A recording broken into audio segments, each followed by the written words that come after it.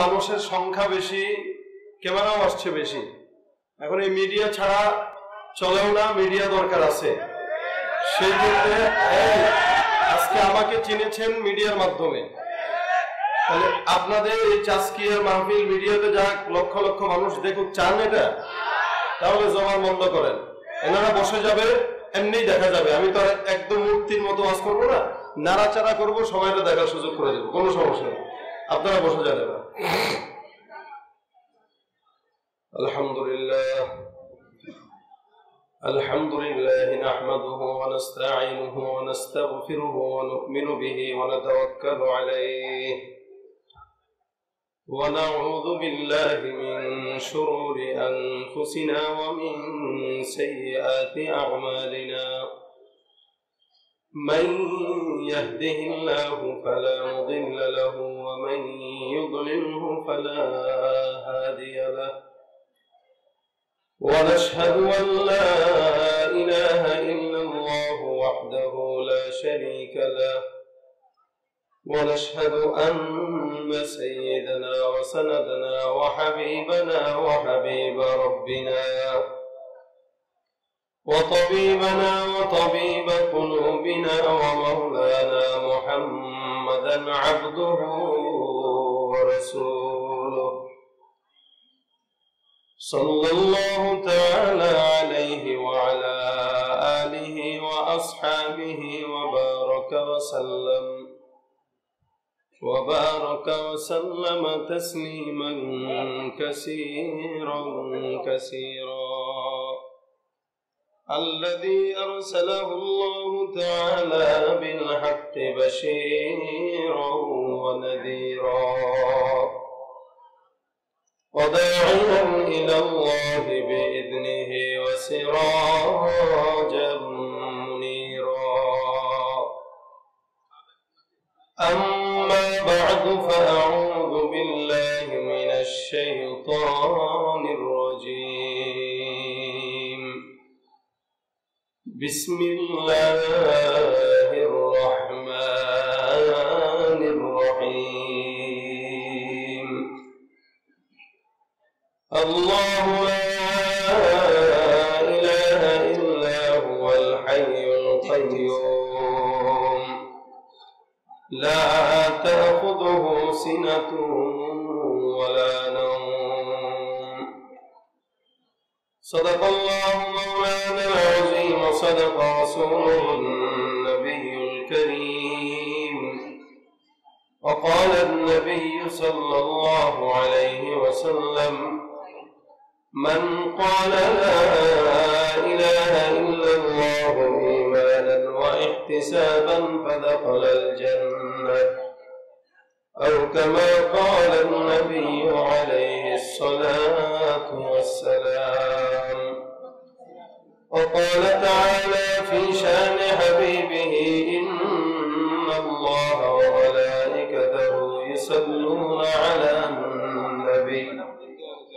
يا أيها الذين آمنوا صلوا عليه وسلموا تسليما زبان كل شكل درود إبراهيم وي اللهم صل على محمد وعلى آل محمد كما صليت على إبراهيم وعلى آل إبراهيم إنك حميد مجيد اللهم بارك على محمد وعلى آل محمد كما باركت على إبراهيم وعلى آل إبراهيم إنك حميد مجيد زبان كل ذكر لا إله إلا الله لا إله إلا الله لا إله إلا الله لا إله إلا الله لا إله إلا الله لا إله إلا الله محمد رسول الله صلى الله عليه وسلم سبحانك لا علم لنا إلا ما علمتنا إنك أنت العليم الحكيم رب اشرح لي صدري ويسر لي أمري واحلل عقدة من لساني يفقهوا قولي أستغفر الله ربي من كل ذنب وأتوب إليه لا حول ولا قوة إلا بالله العلي العظيم الحمد لله আজকে আলহাজ হারুন রশিদ হাফিজিয়া মাদ্রাসা এতিমখানা উদ্যোগে আয়োজিত 26তম বার্ষিক ওয়াজ ও দোয়া মাহফিলের আজকের সম্মানিত সভাপতি, উপস্থিত প্রধান অতিথি, বিশেষ অতিথি সহ দিন প্রিয় ইসলাম প্রিয় ভাইরা, পর্দার আড়ালে অবস্থানরত মা ও বোনেরা, আল্লাহ পাক রব্বুল আলামিনের দরবারে কালিমাতুশ শুকর আদায় করি যে রব্বে কারীম এই রাত পর্যন্ত আপনাকে আমাকে হাজারো মানুষ থেকে বেছে ইমানি মুযাকারায় শামিল হওয়ার তৌফিক দান করেছেন। জবান খুলে সকলে বলি আলহামদুলিল্লাহ। আওয়াজ কম, মানুষ বেশি থাকলে লাভ নাই যদি এই মানুষের আওয়াজ না থাকে। জবান খুলে বলেন আলহামদুলিল্লাহ। এটা তো কিয়ামত হয়ে যাওয়ার কথা আওয়াজের ঠেলায়।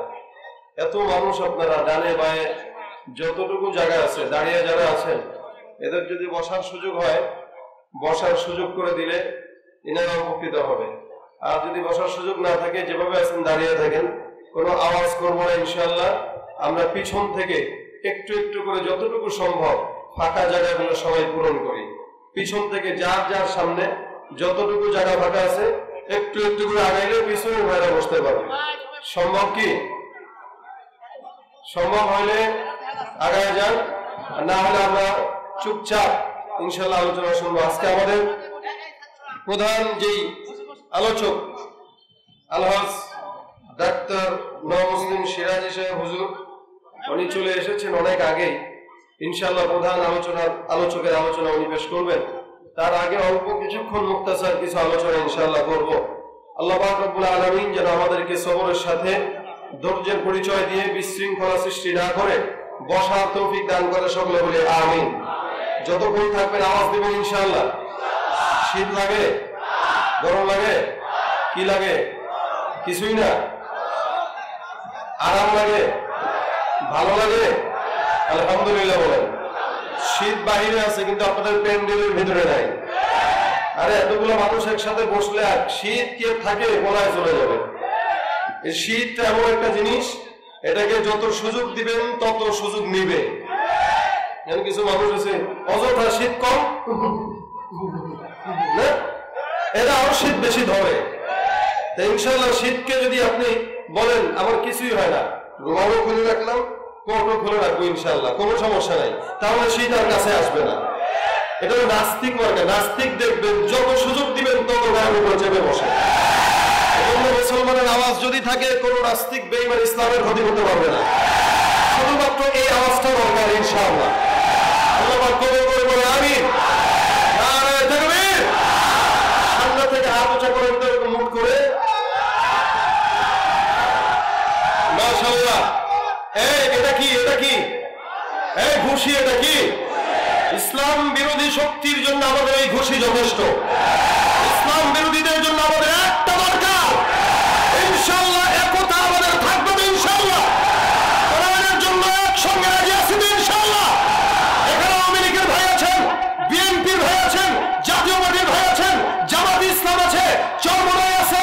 এই মুসলমান সব দল মানুষের ভিন্ন হতে পারে, কোনো আপত্তি নেই। ইসলাম যখন আমাদেরকে ডাক দিবে কোন দল আমরা তাকাবো না, কোন মতের দিকে তাকাবো না। ইসলামের জন্য এক হয়ে সকলে ময়দানে নামতে তৈরি থাকবো ইনশাআল্লাহ। আল্লাহ আমাদের কবুল করে বলেন আমিন।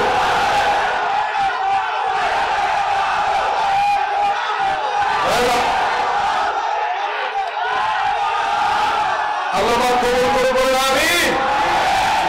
শাহজালালের নির্ভীক সৈনিকেরা খতম করো নাস্তিকদের চালা চামুন্ডাগুলা। অলিদের এই ভূমিতে বিপ্লবেরই মশাল জ্বালা, অলিদের এই ভূমিতে বিপ্লবেরই মশাল জ্বালা। ছুটে আয় শাহজালালের নির্ভীক সৈনিকেরা, খতম করো নাস্তিকেদের চারা চামুন্ডার উড়াল। শাহজালালের স্বপ্ন ছিল আল কোরআনের জ্বলবে আলো, সেই আলো ছড়িয়ে দিতে, সেই আলো ছড়িয়ে দিতে বিপ্লবেরই মশাল জ্বালা। ছুটে আয় শাহজালালের নির্ভীক সৈনিকেরা, খতম করো নাস্তিকেদের চারা চামুন্ডার উড়াল।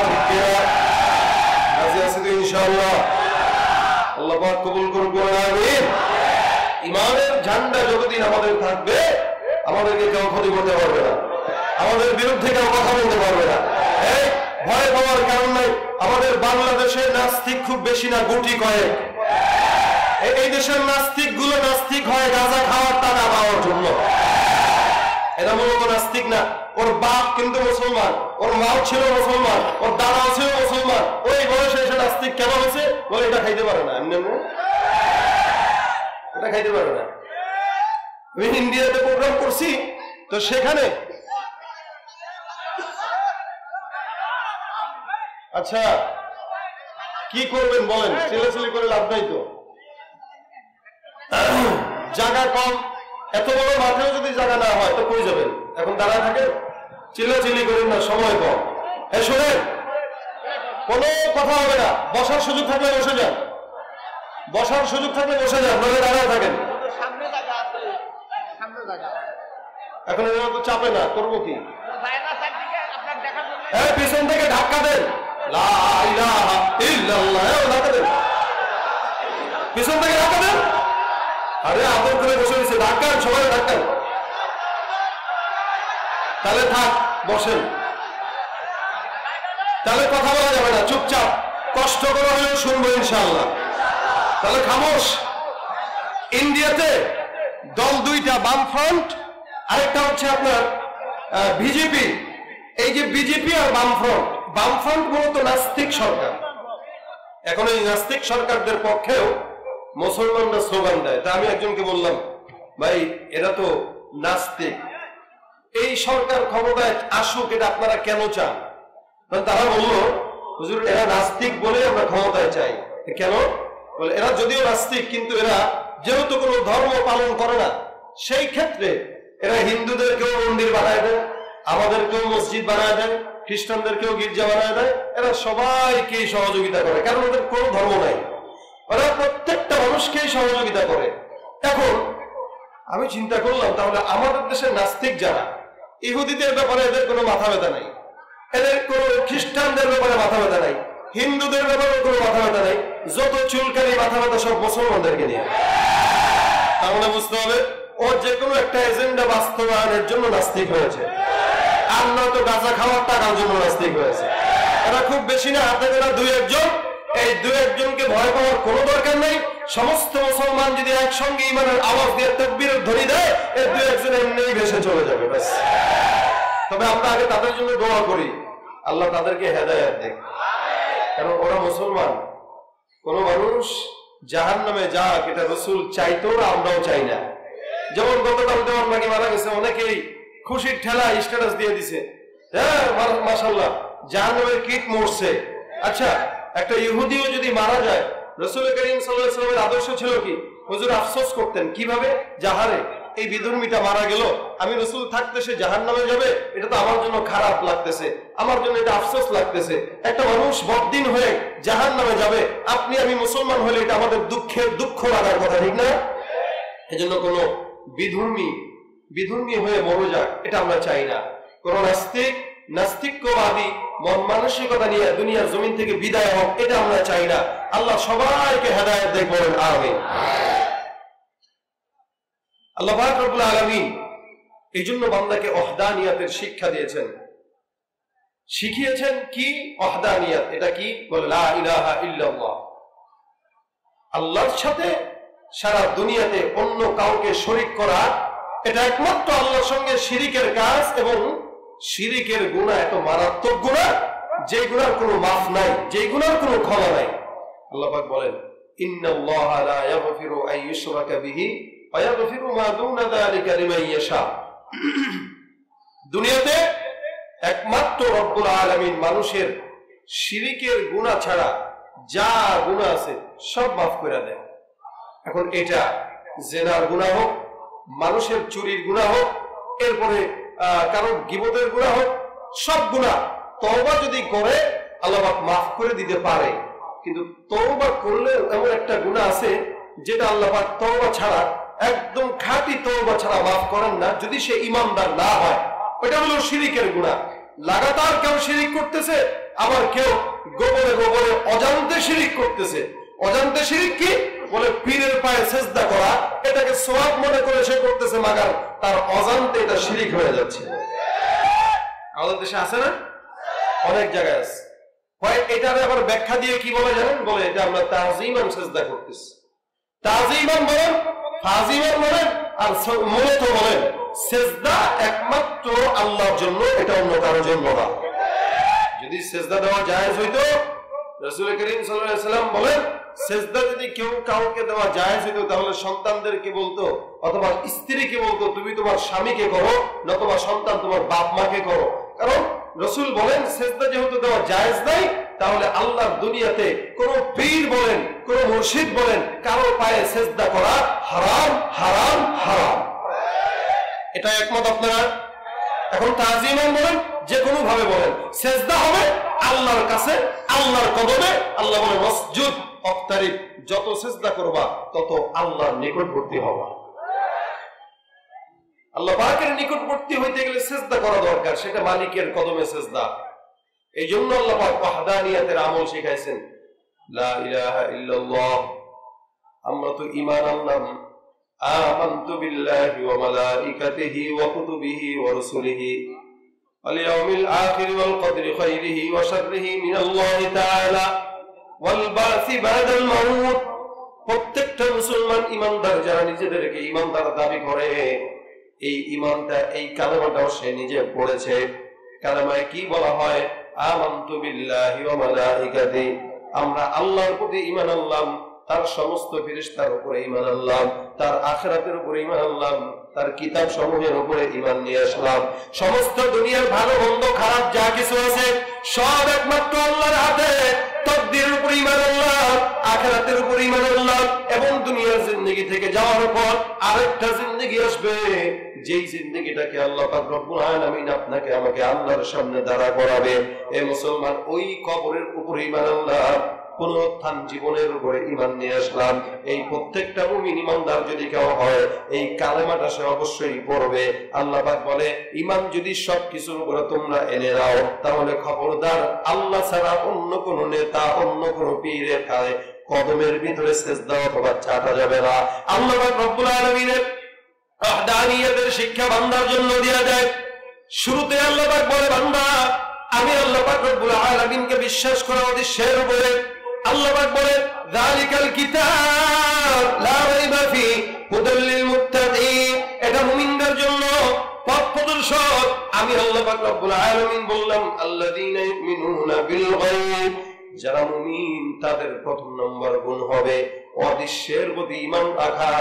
এই মুমিনদের সর্বপ্রথম গুণের ভিতরে আল্লাহ পাক তার ওয়াহদানিয়তের শিক্ষা দান করে দিয়েছেন। বান্দা দুনিয়ার জমিনে হাটে চলো, বাজারে চলো, মাঠে চলো, যেখানেই চলো না কেন, বান্দা তুমি সব জায়গায় একমাত্র আল্লাহর কদমেই সিজদা করো, গোলামি করো আল্লাহ। তুমি দুনিয়ার জিন্দেগিতে খাও তো আল্লাহ, পড়ো তো আল্লাহ, আসমানের মালিক আল্লাহ, জমিনের মালিক আল্লাহ। এ মুসলমান, গোটা জমিনটা আল্লাহ পাক রব্বুল আলামিন একমাত্র কার উপকারের জন্য সৃষ্টি করেছেন? বলে, বান্দা তোমার উপকারের জন্য সৃষ্টি করেছেন। আসমানটা কার উপকারের জন্য? জমিনটা কার উপকারের জন্য? পাহাড়টা কার জন্য? সমুদ্রটা কার জন্য?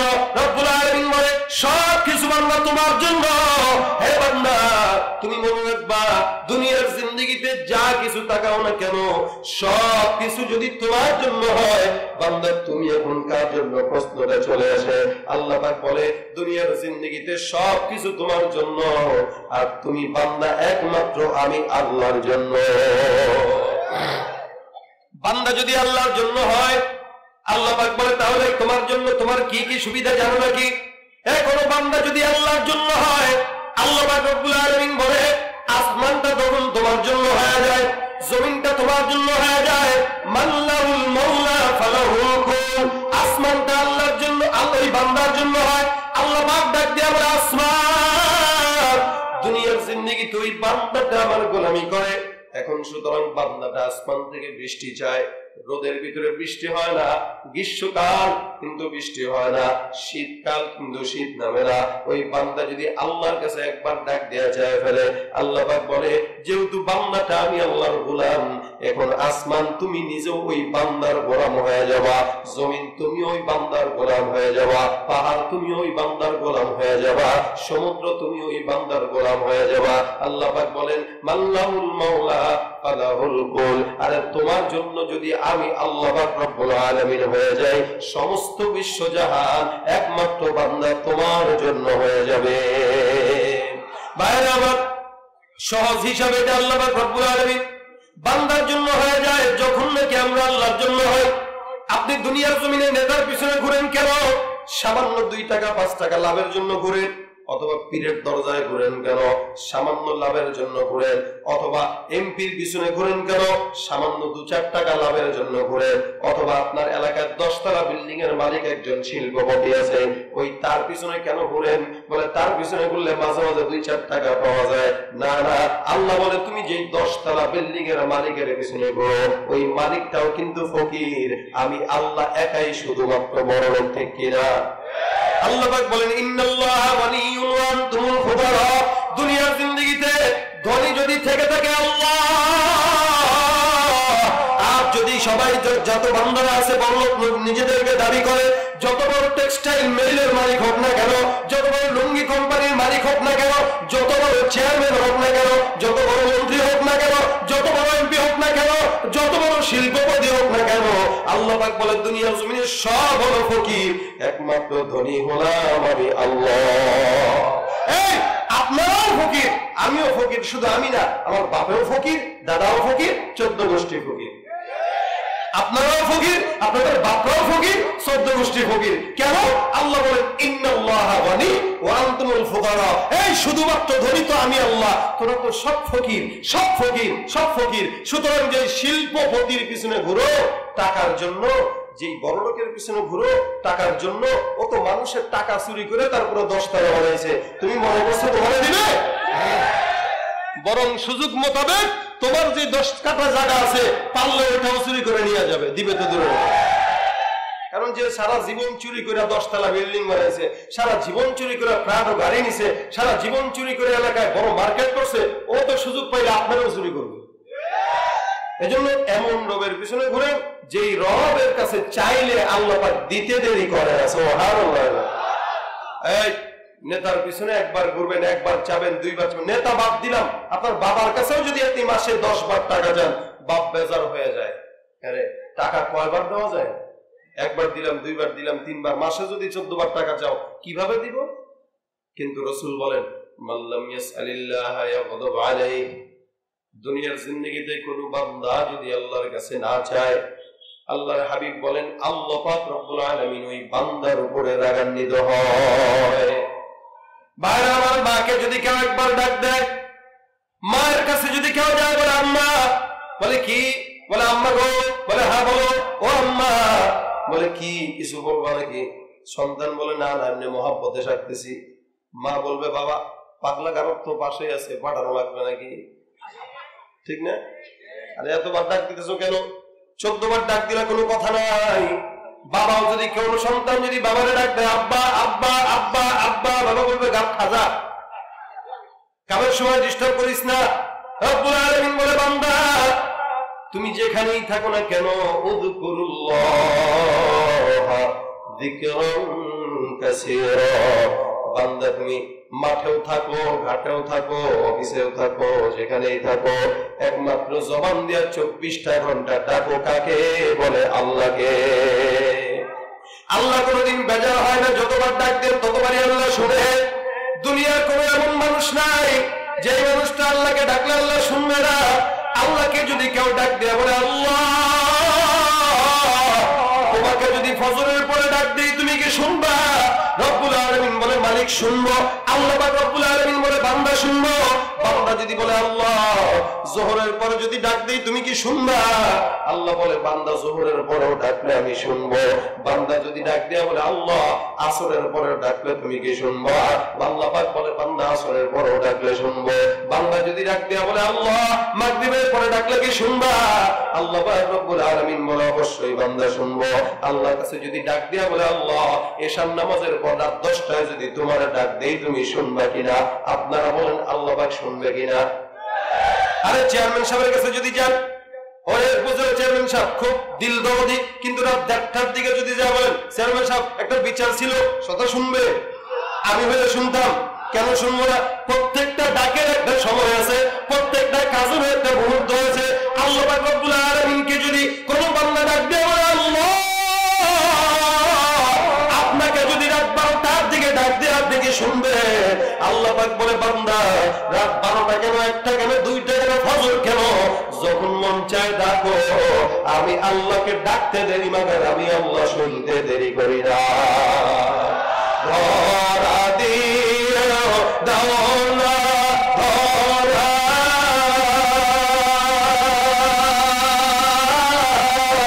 কাছে থেকেও দাও না সারা, এই বুকেতে বইছে খরা, না পাওয়ারি যাত না, পুরে পুরে ছাই হইল এই যে পাগলের সিনা। মাওলা তোমায় ভালোবেসে কলিজা পুড়ে গন্ধ আসে, আমি তোমার নূরে যাব মিশে, দূরে ঠেলে দিও না, পুরে পুরে ছাই হইল এই যে পাগলের সিনা।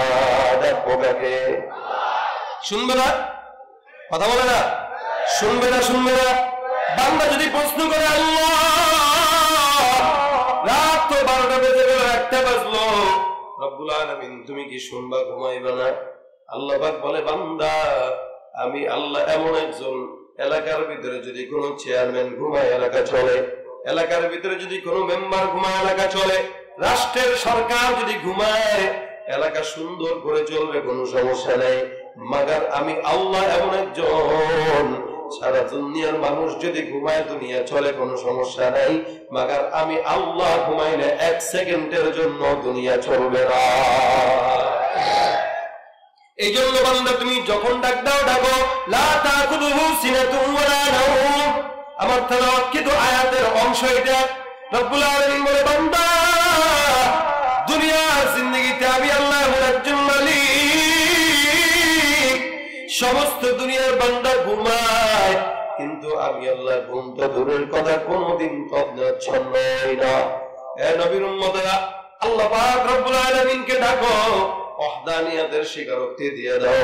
আল্লাহকে যদি কোনোদিন মানো অন্য কাউকে মানা যাবে না। আল্লাহকে যদি করে স্বীকার করো মালিকের সঙ্গে অন্য কাউকে শরীক করা যাবে না। এই মুসলমান জেনে না জেনে অজান্তে আমরা অনেক সময় শিরিক করে ফেলি। আল্লাহ পাক রব্বুল আলামিন বলে বান্দা দুনিয়ার জমিনে সর্বপ্রথম স্বীকারোক্তি দিবা আল্লাহ পাক রব্বুল আলামিনের কালেমা পড়বা লা ইলাহা ইল্লাল্লাহ মুহাম্মাদুর রাসূলুল্লাহ। আল্লাহ পাক ছাড়া অন্য কোনো মাবুদ নাই, আল্লাহ ছাড়া অন্য কোনো ইলাহ নাই, আল্লাহ ছাড়া অন্য কোনো মুনিব নাই, আল্লাহ ছাড়া অন্য কোনো আমার চাকরিজীবী নাই। এই মুসলমান চাকরি আমারে খাওয়ায় না, খাওয়ায় কে? আল্লাহ। নেতা আমারে খাওয়ায় না, খাওয়ায় কে? আল্লাহ। এই ভাইরা আমার আপনি কার বেতন পান? সরকারের বেতন। সরকারের টাকা দেয় কে? বলে আল্লাহ দেয়। আপনি নেতার গোলামি করেন, নেতাকেও টাকা দেয় কে? বলে আল্লাহ দেয়। সুতরাং খাবারের জন্য উসিলা মাত্র একজন নেতা, খাবারের জন্য উসিলা মাত্র সরকার, খাবারের জন্য উসিলা মাত্র ব্যবসা, আর এই সমস্ত কিছুর একমাত্র কুদরত হলেন আল্লাহ। এই জন্য আল্লাহ পাক রব্বুল আলামিন কোরআন শরীফের ভিতরে আয়াত দিয়েছেন, দামি আয়াত। রাসূল করিম ডাক দিয়া বলে এক সাহাবীর নাম উবাই ইবনে কাব, ডাক আল্লাহর কাছে একটা প্রশ্ন করব, দুনিয়ার সব কোরআন শরীফের ভিতরে যত আয়াত আছে, এই মুসলমান মানুষের ভিতরেও কিছু সেরা মানুষ আছে। সমস্ত দুনিয়ায় আদম থেকে নিয়ে শেষ নবী পর্যন্ত, আমরা পর্যন্ত মানুষের ভিতরে শ্রেষ্ঠ মানুষ কে ছিল বলেন তো? মুহাম্মদুর রাসূলুল্লাহ। দামি বানাইছেন কেন? বলে দামি বানানোর পিছনে কারণ আছে না নাই? রাসূলকে দামি বানাইলেন, রাসূলের মতো দামি মানুষ দুনিয়ার জমিনে আর নাই।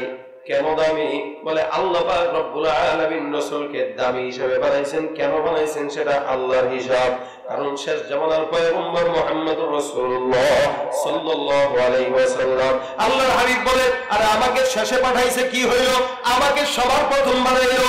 আনা নবিয়ুল আউয়ালিন ওয়াল আখিরিন। দুনিয়ার জমিনে সর্বপ্রথম নবী হিসেবে আমাকে আল্লাহ পাক রব্বুল আলামিন বানায়, আর সর্বশেষ নবী হিসেবে আল্লাহ পাক দুনিয়াতে আমারে পাঠায়। নবী হিসেবে আগে বানাইছে, পাঠাইছে পরে। এ মুসলমান, রাসূল দামি, রাসূলের উম্মতরাও দামি। সমস্ত মানুষের ভিতরে সবচেয়ে দামি মানুষ মুহাম্মদুর রাসূলুল্লাহ। আর সারা বিশ্বের ভিতরে আদম থেকে নিয়ে আজকে আমরা পর্যন্ত যত নবী রাসূল আসলো, সব রাসূলের উম্মতরাও ছিল। আল্লাহ পাক রব্বুল আলামিনের পয়গম্বর বলে, সমস্ত উম্মতদের ভিতরেও দামি উম্মত হলো উম্মতে মুহাম্মাদি। এই উম্মতের মতো দামি উম্মত আর কেউ নাই। আপনি আমি যদি জান্নাতে আগে না যাই, অন্য কোন নবীর উম্মতরাও জান্নাতে যেতে পারবে না। নবী দামি, নবীর উম্মতও দামি। এখন এই দামি বানানোর পিছনে কিছু তো কারণ থাকে। আল্লাহ পাক চেহারার কারণে কাউকে দামি বানায় না, আল্লাহ পাক কাউকে ক্ষমতার কারণে দামি বানায় না, টাকার কারণে দামি বানায় না। দামি বানায় তার ঈমান আর আখলাকের কারণে। একজন বড় শিল্পপতি, কোটিপতি, তার সম্পদ আছে, সৌন্দর্য আছে, প্রাচুর্য আছে, সব আছে, কিন্তু আল্লাহর কাছে তার দাম নাই। কেন? বলে তার দিলের ভিতরে সবচেয়ে বড় দামি যে ঈমান থাকার কথা, ওইটা নাই, এই কারণে দাম নাই। কিন্তু রিকশাওয়ালা, ভ্যান চালক, একজন কৃষক, টাকা না থাক, সম্পদ না থাক, ক্ষমতা না থাক, গায়ের থেকে দুর্গন্ধ আসে কালো, মাগার 5 ওয়াক্ত নামাজ জামাতের সঙ্গে আদায় করে, আল্লাহ পাক বলে ওই কৃষকের দাম, ওই রিকশাওয়ালার দাম, ওই ভ্যান চালকের দাম ওই কোটিপতির চাইতে কোটি গুণে বেশি। ওর কাছে টাকা আছে মাগার ঈমান নাই। আমাদের কাছে টাকার চাইতে ঈমানের দাম বেশি, আমাদের কাছে সম্পদের চাইতে ঈমানের দাম বেশি। এই কারণে সম্পদ থাকুক বা না থাকুক, ঈমান যদি থেকে থাকে, আপনার মতো ধনী ব্যক্তি আর কেউ নাই। ভাইরা আমার, আল্লাহ পাক দুনিয়ার জমিনে একটা মানুষকে পাঠাইছিলেন, লোকমান হাকিম। আমরা কোরআনে পড়েছি, ওলাকাদ আতাইনা লোকমানাল হিকমা। আল্লাহ পাক লোকমানকে হিকমত দান করলো, প্রজ্ঞা দান করলো, জ্ঞান দান করলো। এই লোকমান হাকিম রহমতুল্লাহ আলাইহি নবীও ছিলেন না, কিন্তু দামি বানাইছেন কেন? মুফাসসিরিন ইকরাম বলেন, সে ছিল কালো একজন মানুষ। তার চেহারা এরকম, চোখা ছিল এরকম, নাক ছিল বোচা, পায়ের পাতা ছিল শরীরের চাইতে বড়, গায়ের চামড়া ছিল কালো। দেখলে মনে হইতো জংলা থেকে একজন জংলার পশু মনে হয় সমাজের ভিতরে ভেসে আসছে। মুফাসসিরিন ইকরাম বলেন, এই লোকটাকে অন্য কেউ হঠাৎ করে দেখলে ভয় পেয়ে যাইত। কিন্তু এমন একজন লোককে আল্লাহ পাক কেমন দামি বানাইলেন, কোরআন শরীফের ভিতরে তার নামে একটা সূরা নাযিল করে দিয়েছেন। সুবহানাল্লাহ। এজন্য রব্বুল আলামিন হাদিসে কুদসির ভিতরে বলেন, এই আমি আল্লাহর কাছে বান্দা, তোমার টাকার কোনো দাম নাই, আমি আল্লাহর কাছে তোমার ক্ষমতার কোনো দাম নাই। কিসের দাম? বলে আখলাক আর চরিত্রের দাম, ঈমানের দাম, আদর্শের দাম। কেউ যদি আদর্শওয়ালা হয়, আল্লাহর কাছে ওই বান্দাই অধিক অধিক প্রিয়। ভাইরা আমার, আল্লাহ পাক রব্বুল আলামিনের হাবিব বলেন, কোরআন শরীফের ভিতরে কতগুলো সূরা আছে, আয়াত আছে, সব আয়াতের ভিতরে দামি আয়াত কোনটা? হলো ইবনে কাবকে বলে। আর উবাই ইবনে কাব কত বড় সাহাবী, রাসূলকে একবার আল্লাহ পাক ওহী পাঠাইলেন। ওহী পাঠায় বলতেছেন, হুজুর আপনি উবাই ইবনে কাবকে জোরে জোরে তেলাওয়াত করে শোনায় দেন। নাম নিয়ে বলতেছেন, আল্লাহ পাক নাম নিয়ে বলতেছেন যে উবাই ইবনে কাবকে আপনি জোরে জোরে তেলাওয়াত করে শোনাবেন। রাসূল করিম সাল্লাল্লাহু আলাইহি ওয়াসাল্লাম ডাক দিয়ে বলতেছে, উবাই ইবনে কাব বলে, জি হুজুর। বলে, এই মুহূর্তে আল্লাহ পাক আমাকে আদেশ করেছে আমি যেন অনেক জোরে জোরে তেলাওয়াত করে তোমাকে শোনায় দেই। সুবহানাল্লাহ। উবাই ইবনে কাব বলে, হুজুর আল্লাহ পাক কি আমার নাম নিয়েছে? বলে হ্যাঁ, তোমার নাম নিয়েছে। বলে আল্লাহ পাক কি আমার নাম নিয়েছে? বলে হ্যাঁ, তোমার নাম মালিকের কুদরতি জবান দিয়ে দিয়েছে। সুবহানাল্লাহ। সবাই ইবনে কাব বলে ইয়া রাসূলুল্লাহ, কান্নাকাটি করে আর বলে ইয়া রাসূলুল্লাহ, আমার এর চাইতে বড় সৌভাগ্যের আর কিছু হতে পারে না যে আমার মতো নাখান্দা বান্দার নাম মালিকের কুদরতি জবান দিয়ে আল্লাহ রাব্বুল আলামিন নিয়ে দেন। এমন বড় সাহাবী উবাই ইবনে কাব, উনি ইলমুল কিরাত সম্পর্কে অনেক দামি একজন জ্ঞানী মানুষ ছিলেন, যার কোরআনের জ্ঞান ছিল প্রখর জ্ঞান, প্রখর জ্ঞান ছিল। ওনার মতো কোরআনের জ্ঞান খুব কম সংখ্যক সাহাবা একরামের ছিল। উনি কিন্তু ঘরের ভিতরে আলিফ বাতাসা করে আলেম হয় নাই, মাদ্রাসায় এসে আলেম হয়েছে। এই তাসকিয়া মাদ্রাসায় যারা পড়ে এরাই কোরআনের গভীর জ্ঞান তারা অর্জন করতে পারে।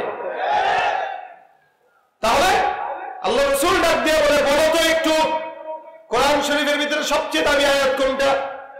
আচ্ছা বলেন, গোটা কোরআনের ভিতরে সূরা আছে কয়টা বলেন? জানেন? আলহামদুলিল্লাহ। সেদিন ফেসবুকে দেখলাম এক ভদ্রলোক কয়েকজন মুসলমানদের প্রশ্ন করে যে ভাই, কোরআন শরীফের সূরা কয়টা? একজন কয় 388টা। সুবহানাল্লাহ কবেন না নাউজুবিল্লাহ কবেন? 388টা সূরা। যে বলে ও কোন টাইপের মুসলমান এবার বুঝে নেন। আবার আরেকজনকে জিজ্ঞাসা করে কোরআন শরীফের ভিতরে সূরা যে আছে 114টা, এর ভিতরে শ্রেষ্ঠ সূরা কোনটা? এর ভিতরে শ্রেষ্ঠ সূরা হচ্ছে কুল হুয়াল্লাহ। আরে আজীব অবস্থা। পরে বলতেছে সূরা ফাতিহার ভিতরে আয়াত কয়টা? একজন বলে সম্ভবত 11টা কি 12টা হবে। আমাদের অবস্থায় আমরা এটা জানি যে সাকিব আল হাসান কি ডান হাতে বল করে না বাম হাতে বল করে, আমরা এটা জানি।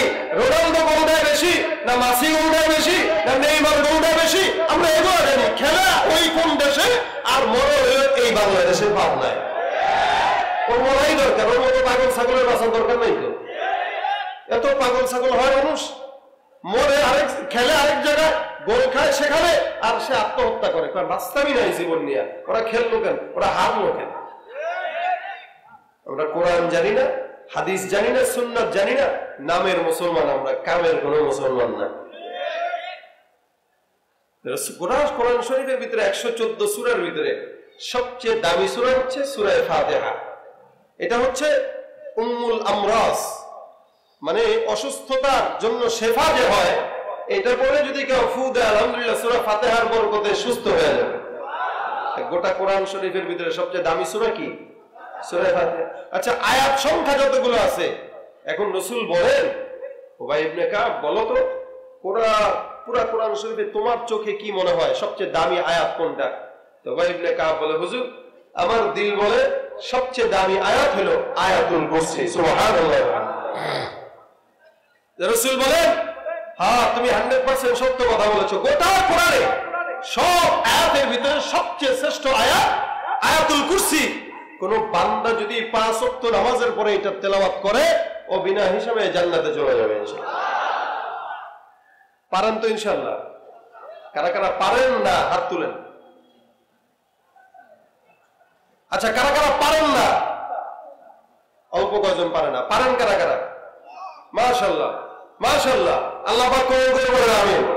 এই যে পারেন আপনারা, যারা পারেন না ওদের উচিত কি? শেখা উচিত না? এটা শিখবেন না, শিখবেন হইলো ফাইটটা যায় না নাকি? এখন আর ওই গানের কোনো দাম নাই, এখন হইলো ডিজে গান। ডিজে কি যে বলে শিল্পীও জানে না। আর মাশাআল্লাহ এখন তো শিল্পী অসংখ্য আছে। এখন তো মানুষ চীনে হিরো এবং কি গান গায় এটা জানে, ওইটা শিখে এগুলো শিখবেন। এগুলো শিখলে জান্নাতে যাওয়া যাবে নাকি? তোমরাই তো শিখো, আমরাই তো এই গরু ছাগল গুলোর সমাজের ভিতরে ফেমাস বানাই দিছি। ট্রল করতে করতে এখন সে এমন হয়েছে আমি সারা দুনিয়া চলবে না, আমি হলাম এলাকার ভিতরে সবচেয়ে। এলো শেষ জামানার একটা আলামত কিয়ামতের, যে মূর্খরা সমাজের ভিতরে মানুষের কাছে পরিচিত হবে এবং সমাজের ভিতরে নেতৃত্ব কর্তৃত্ব খাটাইতে চাবে। এটা কিয়ামতের আলামত। তো তার তো দোষ নাই। তো এগুলা শিখার চাইতে আল্লাহর কালামের সূরা আয়াত কোনটা দামি, কোনটা সূরা দামি, কোন আয়াত দামি, এগুলা শিখা একটা মুমিনের কাজ। ঠিক কিনা বলেন? আয়াতুল কুরসি এটা হচ্ছে ইসমে আজম, এটা ইসমে আজম, ছোট মাগার দাম বেশি, ছোট মাগার পাওয়ার বেশি। হযরত আলী ইবনে তালেব রাদিয়াল্লাহু তাআলা বলেন, আমি বদরের যুদ্ধে গেলাম যুদ্ধ করার জন্য, সাহাবা একরামের সংখ্যা মাত্র কতজন? না 1000 জন। কত?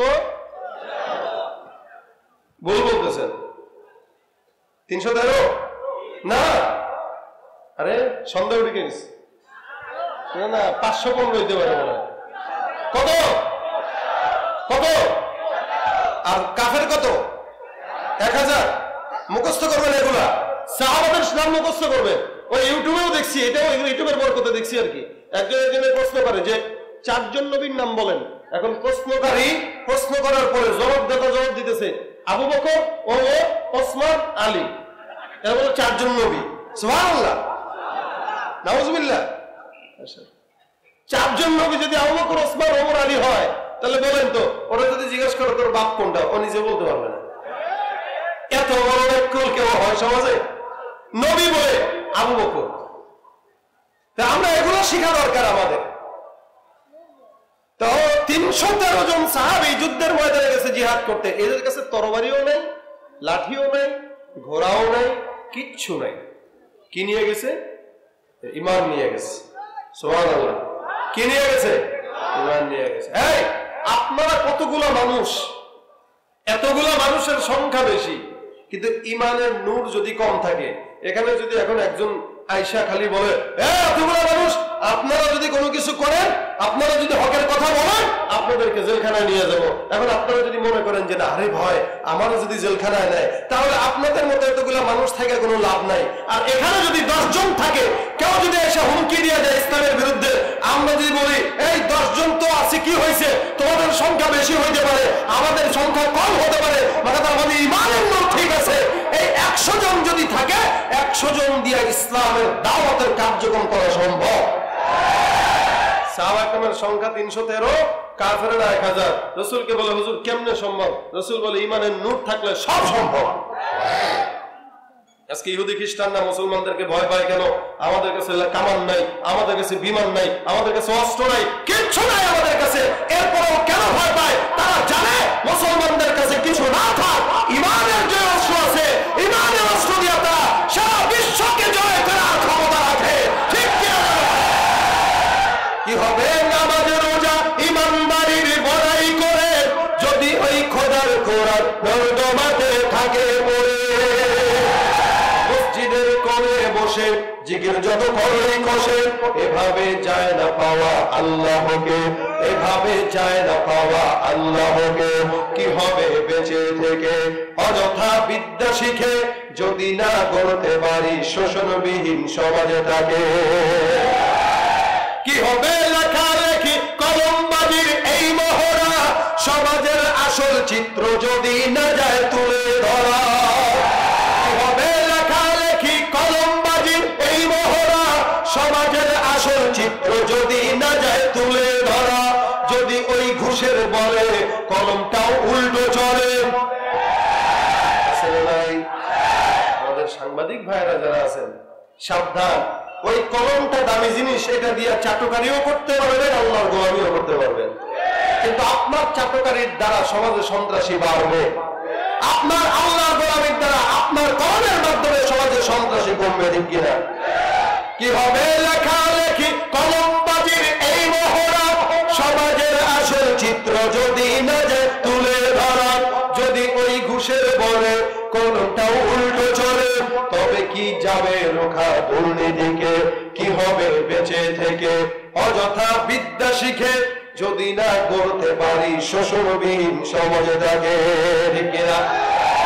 কি হবে শেষ নবীজির উম্মত বলে দাবি করে যদি ওই নবীর চেয়ার কাদিয়ানীরা দখল করে? নবীজির জন্য যদি রক্তের বহে নদী, তবুও হটবো না এই দাবি থেকে।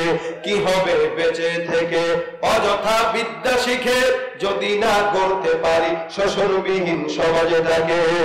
ঠিক কিনা? হকের মধ্যে থাকবো না, থাকবো না। যেন ঈমানের অস্ত্র এটা অনেক দামি। আল্লাহ পাক রব্বুল আলামিন সাহাবা একরামদেরকে সহযোগিতা করবেন, এটা হলো কথা। তো সমস্ত সাহাবা একরাম 313 জন গেছে।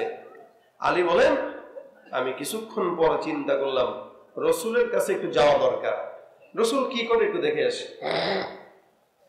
রসুলের কাছে যে আলী দেখে আল্লাহর হাবিব সিজদায় অবস্থায় দুইটা দোয়া করে, একটা হলো ইয়া হাইয়ু ইয়া কাইয়ুম।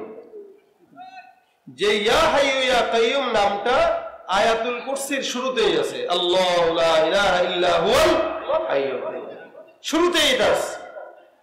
এখন রাসূল দোয়া করতেছেন ইয়া হাইয়ু ইয়া কাইয়ুম ইয়া হাইয়ু ইয়া কাইয়ুম ইয়া হাইয়ু ইয়া কাইয়ুম।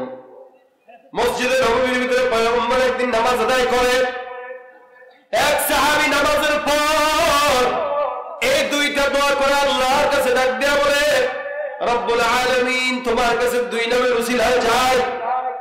সাহাবা একরামদেরকে ডাক দেয়া পয়গম্বর বলে সাহাবা একরামের দল। এই সাহাবীটা নামাজের পর দুইটা নাম নিয়ে বারবার ডাক দেয়। নাম দুইটা হলো ইয়া হাইয়ু ইয়া কাইয়ুম। ইয়া হাইয়ু মানে চিরঞ্জীব আল্লাহ, দুনিয়ার জিন্দেগিতে সবাই মরবে, সবাই বিদায় হবে, বাঁচবে কে? এ ভাইরা আমার, সমস্ত মানুষের সব কথায় মতৈক্য আছে, এই কথাটার মতৈক্য নাই। ইহুদিরাও মানে, নাসারাও মানে, নাস্তিকরাও মানে, খ্রিস্টানরাও মানে, প্রত্যেকটা মানুষের মরণ একদিন হবেই হবে।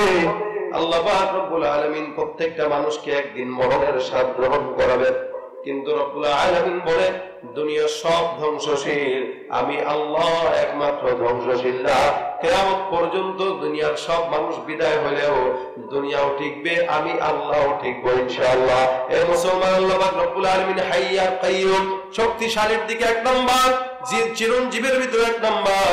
রব্বুল আলামিনের হাবিবে কিবরিয়া মুহাম্মদুর রাসূলুল্লাহ বলে কোন বান্দা যদি দুই নামের উসিলায় আল্লাহর কাছে চায়, আল্লাহ পাক এই নামের উসিলা করে বান্দার সব চাওয়া পূরণ করে দেয়। আলী বলেন আমি মসজিদের নববীর ভিতরে আয়েশা দেখি, আমি রাসূলের কাছে আয়েশা দেখি আল্লাহর হাবিব দোয়া করে আসমানের দিকে দুই হাত তুলে ডাক দেয় আল্লাহ, এই যে আমার সাহাবা একরামের দল ও বদরের যুদ্ধের ভিতরে চলে গেছে 313 জন, তাদের কাছে লাঠিও নাই, কামানও নাই, বিমানও নাই, অস্ত্র নাই, তরবারিও নাই, কিন্তু তারা আমি আল্লাহর কাছে তোমার কাছে যুদ্ধের ময়দানে চলে গেছে জিহাদের জন্য। এ আল্লাহ, ওই বান্দাদেরকে তুমি মালিক আসমান থেকে সাহায্যের ফয়সালা করে দিও আল্লাহ। আলী রাদিয়াল্লাহু তাআলা দেখার পর আবার বিদায় হয়ে গেছে, যুদ্ধের ময়দানে যুদ্ধ করতেছে। সাহাবা একরামদের সংখ্যার ভিতরে ভয় ভয় কেমন যেন কাজ করে, কেমন যেন পিন পতন নীরবতা কাজ করে। মাত্র 313 জন কেমনে 1000-এর মোকাবেলা করব? আলী রাদিয়াল্লাহু তাআলা বলেন আমি আবার দ্বিতীয়বারের জন্য পয়গম্বরকে দেখার জন্য যাই। আমি আবার যে দেখি পয়গম্বর একই দোয়া পড়ে আল্লাহ দরবারে কান্নাকাটি করে, আসমানের দিকে তাকায় সিজদা করে কাঁদে, আর ডাক দিয়ে বলে আল্লাহ তোমার হাইয়ুল কাইয়ুম নামের উসিলায় তোমার কাছে চাই, আসমান থেকে তুমি গায়বী ফয়সালা করে দাও, আমার উম্মতদেরকে বদরের যুদ্ধে আসমানের ফেরেশতাদেরকে দিয়া তুমি সহযোগিতা করে দাও। দোয়া করেন কে? বলে মুহাম্মদুর রাসূলুল্লাহ সাল্লাল্লাহু আলাইহি ওয়াসাল্লাম। বাইরে আবার আল্লাহর হাবিব দোয়া করেন, আল্লাহর হাবিবের দোয়া আর আল্লাহর দয়ার মাঝখানে কোনোদিন পর্দা থাকে না। রাসূল দোয়া করতে দেরি হয়, আল্লাহ পাক রব্বুল আলামিন দোয়া কবুল করতে দেরি হয় না। সাহাবা একরামরা যুদ্ধের ময়দানে জিহাদ করে হঠাৎ করে তাকায় দেখে আরে কোন কাফেরকে যদি আঘাত দেয় একটা, ওই কাফেরের গায়ে আঘাত লাগে 3টা, মানে যদি একটা রে মরে তো 3টা। আরে ব্যাপারটা কি বুঝলাম না। আল্লাহ পাক বলে আমি আল্লাহ পাক এমন একটা সৈন্যদল পাঠায় দিলাম যাকে দেখাই যায় না, এমন সৈন্যবল পাঠাইলাম যেই সৈন্যবলটা আমি আল্লাহর সৈন্য হইয়া ওই 313 জন সাহাবীর সঙ্গে হইয়া সাদা কাফনের সাদা কাপড় পরে তরবারি নিয়ে কাফেরদের মোকাবেলায় বদরের যুদ্ধে সাহাবাদের সঙ্গে হয়ে জিহাদ করা শুরু করে দিয়েছে। সাহাবা একরামরা জিহাদ করে আর কাফেররা মরে আর মরে মরে আর মরে মরে আর মরে। আল্লাহ পাক বলে আমি যখন মুসলমানদের সঙ্গে হই, আমি আল্লাহ পাক রব্বুল আলামিন তাদেরকে সাহায্য করার জন্য এমন সৈন্যদল পাঠায়া দেয় যে সৈন্যদলকে কোনোদিন চোখ দিয়া দেখা যায় না, আর যাকে চোখ দিয়া দেখা যায় না তাকে প্রতিরোধ করা যায় না। যেমন নাকি আল্লাহ পাক রব্বুল আলামিন ওই বিধর্মী বেঈমানদেরকে শায়েস্তা করার জন্য বাংলার জমিনে সারা বিশ্বের ভিতরে করোনা ভাইরাস পাঠিয়ে দিয়েছে। এটা চোখে দেখা যায় না। অজনুদান লাম তারাওহা, এমন সৈন্য পাঠায় দেব যে সৈন্য চোখে দেখা যাবেই না। কেমনে ফিরাইবা? আল্লাহ পাক রব্বুল আলামিন বলে, বান্দা যেহেতু তোমরা নার্গিস আসলে প্রতিরোধ করো, বুলবুল তুফান আসলে প্রতিরোধ করো, মূলত প্রতিরোধ কি আমরা করি না আল্লাহ করে? আরে নদীর ভিতরে যাইতেছে, নৌকায় উঠছে, তুফান আর তুফান। এখন আমরা যদি তুফানের ভিতরে পড়ি, ডাকি কাকে? আরে আল্লাহ লা ইলাহা ইল্লাল্লাহ, লা ইলাহা ইল্লাল্লাহ, লা ইলাহা ইল্লাল্লাহ পড়তে পড়তে মুখে ফেনা বাড়ি করে দেয়। সারা দুনিয়াতে যত দোয়া শিখছে সব দোয়া নৌকায় পড়া শেষ। এখন আর দোয়া মনে নাই, কিরে আর কি বলবো, আর কি বলবো। আর আল্লাহ পাক কোনো মতে দয়া করে বাঁচায়া নৌকাটা কিনারে ভিড়াইছে। এখন কয় এমন ড্রাইভার ছিল, শালায় ড্রাইভার না হলে বাঁচতেই পারতাম না। নৌকা কি বলে হুন্ডা চালাইতেছে মনে করেন আপনাদের এই আটঘরিয়ার রোড দিয়া, কঠিন চালানি, 120-এ চালানি। এখন মাঝখান দিয়ে একটা ছাগল পড়ে গেছে, ছাগল। এখন কি করবে? কোন মতে সাইড কেটে বাঁচছে। পিছনের দোস্ত কয়, দোস্তরে তুই যদি না হইতি আজকে তামা তামা হয়ে যেতাম বেটা। আল্লাহ কয় বাঁচাইলাম আমি, আর তুই সমস্ত ক্রেডিট দেশ হুন্ডাওয়ালারে। আসলে তো হুন্ডাওয়ালার কাছে কিছু নাই, ড্রাইভারের কাছেও কিছু নাই, বাঁচানোর ক্ষমতা তো আল্লাহ। আল্লাহ মেহেরবান, গাদা পালোয়ান না। আল্লাহ দয়া করছে, এখন গর্ধবটা পালোয়ান হয়ে গেছে। আল্লাহ পাক বলে ঠিক আছে, সবকিছুর কর্তৃত্ব তুমি অন্যকে দিয়া দাও। এখন করোনা ভাইরাস দিয়া দিলাম, দেখি তো ফিরাও কেমনে। ফিরানোর মতো কোনো ক্ষমতা সারা বিশ্বের কোন সরকারের নাই। এটা হইল আল্লাহর সৈন্য, যাকে চোখে দেখা যায় না।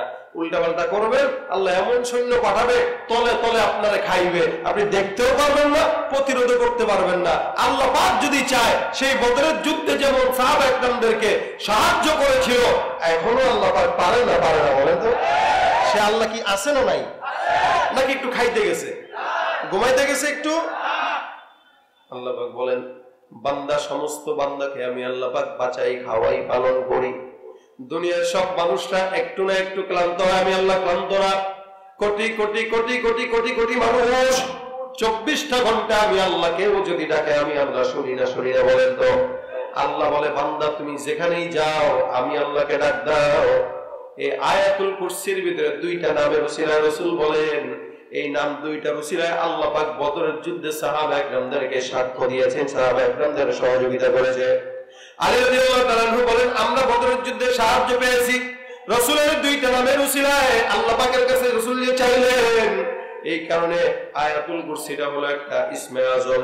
আমরা অনেক সময় বিপদে পড়ি, বিপদের ভিতরেও যদি কেউ পড়ে আয়াতুল কুরসি, নিজে পড়ে আর আমল করে, ইনশাআল্লাহ এই আমলের কারণে আল্লাহ পাক রব্বুল আলামিন বান্দাকে সহযোগিতা করবে না। ভাইরা আমার, আবু হুরায়রা রাদিয়াল্লাহু তাআলা আনহু বিশাল বড় সাহাবী। আবু হুরায়রা বলেন, বুখারী শরীফের হাদিস থেকে আবু হুরায়রা বর্ণনা করে, আমাকে একবার আল্লাহ রাসূল একটা দায়িত্ব দিয়ে পাঠাইল। দায়িত্বটা কি? বলে যাকাতের যত মাল আছে, অর্থ আছে, সম্পদ আছে, পাহারা দাও। আবু হুরায়রা বলে, আমি পাহারা দেওয়ার জন্য, যাকাতের মালের জন্য পাহারা দিতে দাঁড়ায় গেলাম। রাত যখন গভীর হয়ে গেল, আবু হুরায়রা ডাক দিয়া বলে, আমি পাহারা দিতেছি, হঠাৎ করে ঘরের ভিতরে একটা চোর ঢুকলো। এই চোরটা ঘরের ভিতরে যখন ঢুকলো, আবু হুরায়রা ধরে ফেলছেন চোরটারে।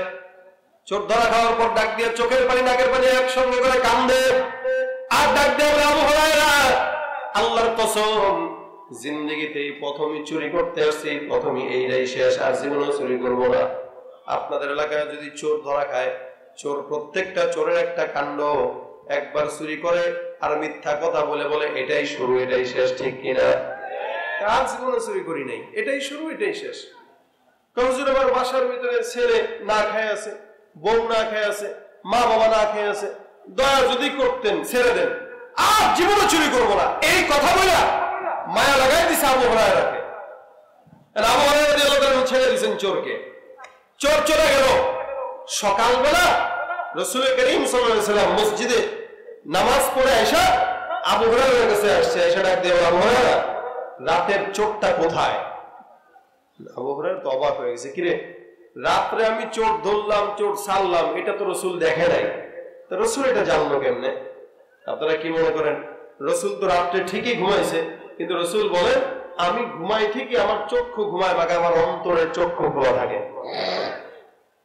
আপনি আমি ঘুমাইলে তো হুঁশ থাকে না, আর রাসূল বলে আমি ঘুমাইলে আমার অন্তরের চক্ষু খোলা। আবু হুরায়রা চোর কই বলে চোরে ছেড়ে দিছি, আল্লাহর কসম খায় বলছে জীবনের প্রথম চুরি করছে, আর কোনোদিন করে নাই। রাসূল বলেন না, চোর মিথ্যা কথা বলছে, এই চোর আজকেও আবার আসবে।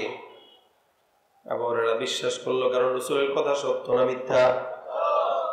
পরের দিন যখন আবার রাত্রেবেলা হয়ে গেল, তাকায় দেখে চোর পা টিপ টিপ টিপ টিপ করে ঘরের ভিতরে ঢুকে। আবু হুরায়রা তাকায় দেখে চোর বাবারও ঢুকতেছে। ডাক দিয়া কয়, কিরে চোরের বাচ্চা, আজকে আবার কেন আসলি? হুজুর মাফ চাই মাফ চাই হুজুর, আজীবনে না হুজুর, ভুলে গেছে হুজুর। কয় কালকে না তোরা মাফ করলাম, আজকে আবার তুমি কেন ঢুকলা?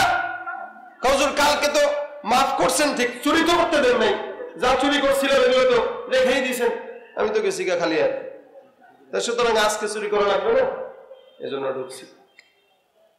আজকে কোনো ছাড়াছাড়ি নেই, আজকে যেমনি হোক তোর বিচার হবে। আবু হুরায়রাকে ধরছে রাসূল।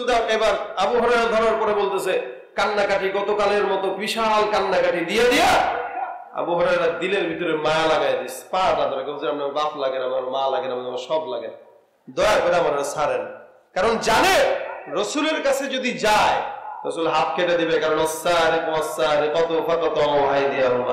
চোর যদি চুরি করে ইসলামের বিধান হলে তার হাত কাটা লাগবে, ঠিক না? এবার 2 টাকার পকেট মার হোক অথবা এলাকার রিলিফের মাল চুরি করা হচ্ছে, আপনাদের এলাকায় নাই আলহামদুলিল্লাহ। আরে সবাই মিলে এরকম স্বীকারোক্তি দিলে হয় নাকি? থাকলে থাকুক, ওটার দায়িত্ব সরকারের, তবে আপনার আমার প্রতিরোধ করার দায়িত্ব, ঠিক না? চোরের বিরুদ্ধে আমরা আন্দোলন করব, কেউ যদি দুর্নীতি করে তার বিরুদ্ধে আমাদের আন্দোলন চলবে, কেউ যদি ইসলামকে কটূক্তি করে তার বিরুদ্ধে আমাদের আন্দোলন চলবে। এই আন্দোলন আমাদের একাও না, এটা দেশের আন্দোলন, সরকারের আন্দোলন। এজন্য চোর খালি 2 টাকার পকেট মারি করলে আমাদের অভ্যাস হলো ঘুষাইতে ঘুষাইতে ঘুষাইতে ঘুষাইতে নাক মাথা সব ফাটা ফেলে। তুই চুরি করলি কে? চুরি করছে কি? হ্যাঁ আমার পকেটে হাত দিছে, পকেটে কি ছিল? কিছু ছিল না তো, মারলি কেন? দিল হাত দিল কেন? আচ্ছা ও মাত্র 2 টাকা চুরি করছে অথবা করে নাই, করতে গেছে আর আপনি মায়ের তার আধা মনে বানায় দিয়েছেন, আর যে আপনার কম্বলটা চুরি করে তাহলে তো কিছু বললেন না। চোর যেই হোক, বড় হোক ছোট হোক, তাকে বিচার করা লাগবে না লাগবে না? ইসলামের বিধান কি হাত কাটা? এই দায়িত্ব আপনার আমার না, এটা হলো ইসলামী রাষ্ট্রের সরকারের দায়িত্ব। সরকার করবে তাহলে এটা হবে, না করলে হবে না। তাহলে চোর মনে রাখবেন একটা কথা, আরেকটা গল্প মাঝখান দিয়ে ঢুকাই। এটা হলো আবু বকর রাদিয়াল্লাহু তাআলার জামানায় এক চোর ধরা খাইছে। ধরা খাওয়ার পরে আবু বকর ধরছে এবং চোর মাফ টাপ চায়, হুজুর জীবনের প্রথম চুরি করছি, মাফ করেন। আবু বকর বলে মাফ করতে গেলে একটা কমিটির সঙ্গে পরামর্শ করা লাগবে। কমিটির লোককে বলে হযরত ওমর রাদিয়াল্লাহু তাআলা। এখন চোরের মাথা তো গরম হয়ে গেছে, কয় কি এতগুলো মানুষ থাকতে আপনি ওমরকে ডাক দিবেন কেন? হুজুর আপনি যা বিচার করার করে ফেলেন, ওমরকে ডাকেন না, কারণ হেও জানে যে ওমর এমন লোক যাকে দেখলে শয়তানও ডরায়। আবু বকর ডাক দিয়ে বলে হুজুর বলেন তো, এই চোর চুরি করছে, এখন একে কি মারা যাবে না মাফ করবো, কোনটা? কারণ ওমর রাদিয়াল্লাহু তাআলা বলতেছেন চোর চুরি করছে, ধরছেন আপনি, মাফ করবেন না করবেন না হিসাব হলো আপনার, এটা তো আমার হাতে না। কারণ আপনার দিল কি বলে, এটারে মাফ করলে কি ভালো হবে না সাইজ করলে ভালো হবে? এক একজনের বিচার এক এক রকম। কিছু ছেলে আছে একটা ভুল করে বোঝাইলে শুনাইলে সে শুনে, আর কিছুগুলো আছে এটারে মায়ের ছাড়া কোনো কথা চলে না, এটারে মার দেওয়া লাগবে, নাহলে এটা সোজা হবে না। এখন হযরত ওমর ফারুক বলেন হুজুর ও চুরি করছে কয়বার? বললো তো একবার, এখন কতবার করছে তো ও জানে আর ওর মালিক জানে। ওমর রাদিয়াল্লাহু তাআলা বলে কয়বার চুরি করছো? আল্লাহর কসম, দাঁতের কসম, নাকের কসম। আমাদের দেশে আছে না চুলের কসম, চুল আবার পায় না, দোস্ত এই চা খাইতেছি, চায়ের কসম করে কইলেন, কসম চলবে কার? আল্লাহ। হযরত ওমর বলেন কয়বার করছে? বলে একবার। এটারে দিন থেরাপি না দিলে এটা সোজা হবে না, অমিথ্যা বলতেছে হুজুর। ঠিক আছে কই নিবেন? এটারে একটু রিমান্ডে নেওয়া লাগবে। কার রিমান্ডে? হযরত ওমরের রিমান্ডে। ওমর রাদিয়াল্লাহু তাআলা রিমান্ডে নিয়ে ডাক দিয়া বলে বল সত্যি করে কয়বার চুরি করছিস? হুজুর আল্লাহর কসম একবার করছি তো, মাফ করেন না, এত জিজ্ঞান কে? হযরত ওমর ফারুক চোখটা বড় বড় করছে, বড় করে কয় এই বেটা সত্য বলবি না, মার খাবি কর। এখন এই যে ধমক দিছে চোরের তো সব অবস্থা শেষ। হুজুর আপনি আমার বাপ লাগে, আমার মা লাগে, কিছু বলবেন না? বলবো না। জীবনে এই নিয়ে 21 বার চুরি করছি। কয়বার? সুবহানাল্লাহ নাউজুবিল্লাহ। তোমার কথা তুই এতক্ষণ মিথ্যা কথা বললি, কৌজোর বাঁচার জন্য তো মিথ্যা বলাই লাগে না? কত চোর আছে সমাজে, এই যে দাঁড়া রয়েছে একদম গায়ে গায়ে লেগে লেগে, সবাই কিন্তু মাহফিল শুনতে আসে, মোবাইল চুরি করতে আসছে। ফেসবুকের আমল কিন্তু বরবাদ হয়ে যাবে রাতে বেলা, খবরদার, পকেট সাবধান। আমার দিনের বিশ্বাস এখানে কোনো চোর নাই। কি বলেন? রাস্তাঘাটে যায় না চলা এই মানুষের ভিড়ে, ওই ভিড়ের মাঝে আবার কেউ অন্যের পকেট মারে। তাকেও যদি মানুষ বলো, আমার বলার কিছুই নাই। মানুষ দেখতে চলো এবার জাদু ঘরে যাই সবাই, ঠিক না? চুরি চুরি করে কয়বার? মিনিমাম মিনিমাম ওমর ফারুক ডাকতে বলে, চল আবু বকরের কাছে গেছে। হুজুর জিজ্ঞাসা, কয়বার চুরি করছে? চোর বলে, হুজুর মিথ্যা বলছিলাম, এ নিয়ে 21 বার করছি হুজুর, আর করবো না। চোর যতই বলো কার করবে না, ও আবার করবেই, কারণ ওর স্বভাবই এটা, ঠিক না? আবু হুরায়রা ডাক দিয়ে বলে, তুই চুরি করছস, 2 বার ধরা খাইছস, আর করবি? বলো যে আর জিন্দেগিতেও আল্লাহ মাফ করুক। চোর হইলেও কি ইমান টিমান তো ঠিক আছে। আবু হুরায়রা ছেড়ে দিয়েছেন আল্লাহর নামে। রাসূল সকালবেলা এসে ডাক দিয়ে বলে, কি রে আবু হুরায়রা, চোর কই? হুজুর চোরকে তো ছেড়ে দিছি। রাসূল ডাক দিয়ে বলে, চোরটা আবার আসবে। আবু হুরায়রা বলে, এবার যদি আসো টেঙ্গি ভাঙবো না আমি, অত সোজা? পরের দিন নামাজে দাঁড়ায় গেছে, টাকা দেখে চোর ঘরের ভিতরে ঢুকে চুরি করা শুরু করে দিয়েছে। ধরছে হাত, চোরের ঘরের চোরা, 2 বার তোরে মাফ করছি, 3য় আজকে তোরে মাফ নাই। আজকে তোর একদিন কি আমার একদিন। এখন চোর যখন দেখছে ধরা খায় গেছে, এখন তো বাঁচা লাগবে, ঠিক না? 2 দিন কান্নাকাটি করে বাঁচছে, এখন আজকে বাঁচবে কিভাবে? মাথায় আসতেছে বুদ্ধি, কি করলে বাঁচা যায়, কি করলে বাঁচা যায়, কি করলে বাঁচা যায়। আবু হুরায়রা ধরে হাত পা সব বাঁধছে। এখন চোর কিছুক্ষণ পরে ডাক দেখো, হুজুর বলে যে একটা কথা বলি। কোনো কথা নাই। না, কথা তো শুনবেন। বল। আমি আপনারে একটা জিনিস শিখাবো, শর্ত হইলে আমার ছাড়তে হবে। তুই আমাদের কি শিখাবি? আমি কোরআনের একটা আয়াত আপনারা শিখাবো হুজুর, আপনি আমার ছাড়বেন কিনা এই শর্তে। আবু হুরায়রা বলে, কি রে চোরে বলে আমার কোরআন শিখাইবো? কয় অবস্থা কি দেখ, আপনি আমার চোর বলে অবজ্ঞা করেন। আমি চোর হইলেও কিন্তু ইমান ঠিক আছে, আমি কিন্তু জানি। আমি সুদ খাইলেও কি নামাজ কালাম তো পড়ি, হ্যাঁ, ঘুষ খাইলেও কি নামাজ কালাম তো পড়ি। মানুষের টাকা মাইরা চুরি কইরা সারা জিন্দেগি ভর যদি তাহাজ্জুদ পড়েন লাভ নাই। সারা জিন্দেগিতেও তাহাজ্জুদ পড়লেন, কোরআন পড়লেন, সবকিছু করলেন, মুখে দাড়িটা উঠাইতে পারলেন না, আপনার তাহাজ্জুদ আপনার জান্নাত দিবে না। এবার বুঝেন আপনার ইলমটা কোন দিকে। যে ইলম আপনাকে আল্লাহর পথে রাখতে পারে না, যে ইলম আপনাকে দ্বীনের পথে চালাইতে পারে না, ওই ইলম মূলত ইলম না, ওটা হলো শয়তানি ইলম। এই ইলম শয়তানেরও ছিল, ঠিক কিনা? চোরে ডাক দিয়া বলে, আমি আপনাদের শিখাবো। বলে, কি শিখাবা? কোরআনের আয়াত।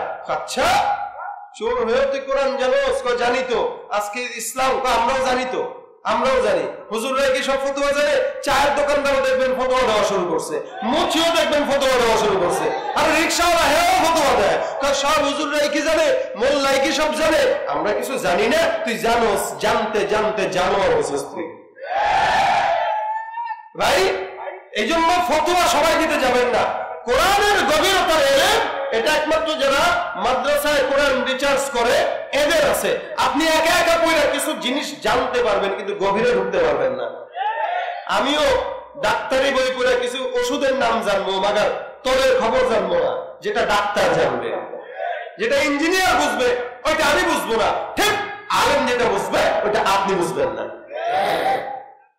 ওনারা বলে, কি আর শিখাই দেবো? হুজুর, গোটা কোরআন শরীফের ভিতরে দামি একটা আয়াত যেটা আপনি অন্য কারো কাছে পাবেন না, আজকে আমি আপনাকে শিখাবো। ওটা কি? এখন কোরআনের আয়াতুল কুরসির আয়াতটা শুরু থেকে শেষ পর্যন্ত পড়ে আবু হুরায়রাকে চোর শোনায় দিয়েছে। সুবহানাল্লাহ। চোর যখন শোনায় দেয়, আবু হুরায়রা কয়, আরে তার মানে এই চোর চোর হইতে পারে, কিন্তু তার জ্ঞান আছে। না, আবু হুরায়রা তো শর্ত করতে দিছিল, তুমি আমাকে শিখাইবে, আমি তোমারে ছেড়ে দেব। চোরকে ছেড়ে দিস। সকালবেলা রাসূল আসছে, আয়েশা ডাক দিয়ে বলে, কই চোর কি আজকে আসে না? বলে, হুজুর আসছে তো। বলে, কি করছো?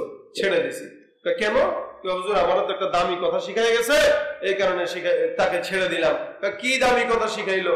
হুজুর কোরআন শরীফের ভিতরে সবচেয়ে দামি আয়াত যেটা আয়াতুল কুরসি, এটা আমারে আজকে চোরে শিক্ষা দিয়ে গেছে। রাসূল বলেন, চোরের শিক্ষাটা ভালো, মাগার উদ্দেশ্য খারাপ। এই জন্য বুঝতে হবে, ইসলাম নিয়ে যদি কোন নাস্তিক ভালো মন্তব্য করে, বুঝতে হবে তার উদ্দেশ্য ভালো না। যতই কিছু করুক না কেন, যতই সুন্দর আটুক না কেন, অবশ্যই সে আপনার সামনে সুন্দর সুন্দর কথা বলবে, গোপনে গোপনে ইসলামের 12টা বাজায় দিবে। মনে হয় কি রে, ইসলাম নিয়ে গান লেখে, ইসলাম নিয়ে কথা বলে, কোরআন নিয়ে কথা বলে, মাদ্রাসায় থাকে, মসজিদে থাকে, তলে তলে খোঁচা দিয়ে দেখেন সমস্ত ইসলাম বিধ্বংসী কাজ সব ইহুদিদের সঙ্গে তাল মিলায় করে। এজন্য নাস্তিকরা যদি দিনের পক্ষে কথা বলে, বুঝতে হবে উদ্দেশ্য ভালো না। ইহুদিরা যদি ইসলামের পক্ষে কথা বলে, বুঝতে হবে উদ্দেশ্য ভালো না। কারণ সে যদি ইসলামের বন্ধু হতো, সে ইহুদি থাকতো না, মুসলমান হয়ে যেত। সে যদি ইসলামের ভালোই চাইতো, সে খ্রিস্টান থাকতো না, সে মুসলমান হয়ে যাইত। এ যুবক ভাইরা, এই কারণে দুনিয়ার জমিনে বুঝতে হবে, চোর যদিও মাঝে মাঝে আপনার পক্ষে কথা বলার উদ্দেশ্য ভালো না। রাসূল বলেন, এই বান্দাটা যদিও ভালো কথা বলেছে, কিন্তু তার উদ্দেশ্য খারাপ। আল্লাহ হাবিব বলেন, এ সাহাবী আবু হুরায়রা, যে বান্দাটা আয়াতুল কুরসি শিখাইলো, কথা সত্য বলেছে, মাগার উদ্দেশ্য খারাপ। আয়াতুল কুরসিটা কোনো বান্দা যদি রাত্রে বেলা ঘুমানোর আগে পড়ে ঘুমায় যায়, আল্লাহর হাবিব বলে, ওই বান্দাকে সারা রাত ব্যাপী আল্লাহ পাক ফেরেশতাকে দিয়া বান্দার পাহারাদারের জিম্মাদারি দিয়ে দেয়। তার মানে চোর যা শিখা গেল জিনিসটা ভালো, কিন্তু লোকটা ভালো না। রাসূল বলেন, আবু হুরায়রা, এই 3 দিন তুমি কার সাথে তর্ক করছো জানো? বলে, কে? এটা মূলত ছিল মিস্টার ইবলিস। কে ছিল? ইবলিস। আবু হুরায়রা হুজুর বলেন কি? বলে, হ্যাঁ, এই 3 দিন যাবত যে লোকটা আসছিল গনিমতের মাল চুরি করতে, ও ছিল শয়তান। তাহলে হুজুর ধরা দিল না কেন? আমি রাসূলের হাতে ধরা খাইলে তো মায়ের আছে কপালে, এটা জানে, এই কারণে তোমাকে কোন মতে আয়াতুল কুরসির শিক্ষা দিয়া সে বলাইছে। আল্লাহু আকবার। রব্বুল আলামিনের পয়গম্বর বলেন, সুতরাং ইলম যদি নিতে হয় চোরের কাছে না, ডাক্তারের কাছে না, ইঞ্জিনিয়ারের কাছে না, আলেমের কাছে যায় তার ইলম গ্রহণ করো। সব ইলম না, কিছু ইলম শয়তানি ইলম, যেগুলো আপনাকে ধোঁকা দেওয়ার জন্য আপনাকে শেখায়, ঠিক না? বাইরে বাইরে কারণে আয়াতুল, যেটা বলতেছি আয়াতুল কুরসি, এটা দামি আয়াত, গোটা কোরআন শরীফের ভিতরে দামি। রাসূল বলে, কেউ যদি এটা তেলাওয়াত করে ঘুমের আগে, আল্লাহ পাক রব্বুল আলামিন তার জিম্মাদারি নিয়ে নেয়। কোন শয়তান নাই, জিন নাই যে আপনাকে ক্ষতি করবে। এ মুসলমান, প্রত্যেকদিন রাতে ঘুমের আগে এই আয়াতুল কুরসির আমলটা করতে পারবো না? পারবো না? করবো? আর সকাল বলেন করবো? হাত উঠায় ইনশাআল্লাহ। আল্লাহ পাক কবুল করে বলেন আমিন। প্রত্যেকদিন রাত্রিবেলা ঘুমে যাওয়ার আগে মোবাইলের ফেসবুক না চালায়া এই আমল করবেন। এখন তো সমাজের যুবকেরা সারা রাত ফেসবুক চালাবে, ফজরের নামাজটা জামাতে পড়ার মতো তার সুযোগ হয় না। আছে না? চালান আপনারা? সবাই চালান? চালান কারা কারা? মাশাআল্লাহ, উনিও চালায়? চালায় না? মাশাআল্লাহ। মুরব্বীরা চালান কারা কারা? হাত উঠান তো। মুরব্বী? এই শোনেন, গত 1 মাস আগে এক মাহফিলে গেছি, ইনার মতো একজন দাঁড়িয়ে, এরকম আমাদের বড় ভাই আইনুদ্দিন আজাদ রহমাতুল্লাহ বন্ধু ছিল, উনার হাতে দেখি বড় একটা সেট। আমি বললাম, কি ব্যাপার, বুড়া বয়সে এত বড় একটা সেট হাতে রাখছেন কেন? ভাই, ছেলে কিনে দিছে, দোয়া করেন, ফেসবুক চালানো শিখতেছি। ফেসবুকের দোয়া চাইতেছে, মানুষের দোয়া চায়, হুজুর একটু দোয়া করেন, ব্যবসায় যেন বরকত হয়। আর এই দোয়া চায় ফেসবুক যেন চালানো শিখতে পারি। আপনারা যে ফেসবুক চালান, এই যে ফেসবুকটা সমাজের ভালো দিকও আছে, খারাপ দিকও আছে, ঠিক না? ভালো দিকের চেয়ে খারাপ দিকটা বেশি। ফেসবুক যারা চালায়, এরা মনে করে গোটা দুনিয়ার সব কিছু মনে হয় ফেসবুকটার ভিতরে। এরা মনে করে কি, এই একটা রাষ্ট্র ফেসবুক, আমি হইলাম এই রাষ্ট্রের প্রধানমন্ত্রী, আমি যাহা বলিব তাহাই হবে। যা কিছু সব ফেসবুকের ভিতরে লেখে, ভালো করলেও লেখে, খারাপ করলেও। হ্যাঁ, ফেসবুক চালাবেন, আজকের মাহফিলের ছবি তুলে ফেসবুকে দেন, যারা এই মাহফিলের বিরোধিতা করেছে ওদের খাওয়াজানি শুরু হয়ে যাবে। এটা একটা ইমানের দাওয়া, ঠিক না? ফেসবুক চালাবেন ঠিকই, দিনের খেদমতের জন্য, এমন ভাবে চালাবো না কিছু থেকে কিছু হইলে ফেসবুকে বন্ধুর বিরুদ্ধে লেখা শুরু করে দেয়। আর তুই আমার চিনোস, তুই আমার উল্টা পাল্টা কাজ করবি আমার সাথে, তোর নিয়ে কিন্তু ফেসবুকে লিখবো, লিখলে কি হবো, লিখলে সম্মান সব শেষ। হাতিয়ে রইল ফেসবুক, আর কিচ্ছু নাই। আমগো দেশের ফেসবুক আছে, আমরা বলদ না। তুমি আমার কি মনে করছো ম্যাডাম, আমি জানি না? ফেসবুক চালাই আমি, সব খবর আমার কাছে আছে। এখন ফেসবুকে সত্য খবরও আসে, মিথ্যা খবরও আসে, আসে নাই? ডিজিটালে বাংলাদেশে কত কিছু দেখার আছে, দেখতে গেলে শেষ হবে না, অল্প দেখো ওলা মাইয়া জোয়ান বুড়া একই রোগে খাইছে ধরা, আধুনিকতার হাওয়া গায়ে লাগছে যে কিছু বলুক না কেন গায়ে লাগে না। আমরা কিন্তু চালাক জাতি, মোটে ভাবে না। আমগো দেশে ফেসবুক আছে, আমরা বলদ না। আমগো দেশে ফেসবুক আছে, আমরা বলদ না। ঠিক না? এতটুকু গাইতে পারবেন সবাই? আমগো দেশে ফেসবুক আছে, আমরা বলদ না। আমগো দেশে ফেসবুক আছে, আমরা বলদ না। আদো বাকলা কারে বলে কিছুই জানে না, বড়দের সম্মান করা মানতে পারে না। একজনে একাধিক আইডি চালায় ভাই, ফেক আইডির নাম কত প্রকার তারও জানা নাই। জোয়ান মারক পোলা সাজে ফেসবুকেতে মাইয়া, মাইয়ারা সব পোলা হইছে ফেসবুক পাইয়া। কেমনে জানেন? এক একজনের মেয়ে মানুষ আইডি চালায়, পোলার আইডি। এক একজনের ছেলে আইডি চালায় মেয়ে। এখন বাস্তব জীবনে মেয়ে হইল, আইডিতে ছেলে। মাইয়ারা সব পোলা হইছে ফেসবুক পাইয়া। কি এক আজব জামানাতে আমরা বললাম ভাই, কোনটা ছেলে কোনটা মেয়ে চিনার উপায় নাই। এই সুবিধা ফেসবুক দিছে, আর কেউ দেবে না। আমগো দেশে ফেসবুক আছে, আমরা বলদ না। আমগো দেশে ফেসবুক আছে, আমরা বলদ না। ঠিক না বেদি? লাইক কমেন্ট আর শেয়ারের দামটা অনেক বেশি, যে যত লাইক পায় সে হয় তত সেলিব্রিটি। অথচ তুই 100 লাইক পাস, আমি 5টা বাইকে নাই। যে যত লাইক পায় সে হয় তত সেলিব্রিটি। কেউ ভাই আবার লাইক কমেন্টের ভিক্ষার ঝুলি নিয়া, মাছের ছবি দিয়া কইব আমিন লেখেন মিয়া। আচ্ছা, মাছের সাথে আমিনের সম্পর্ক কি বলেন?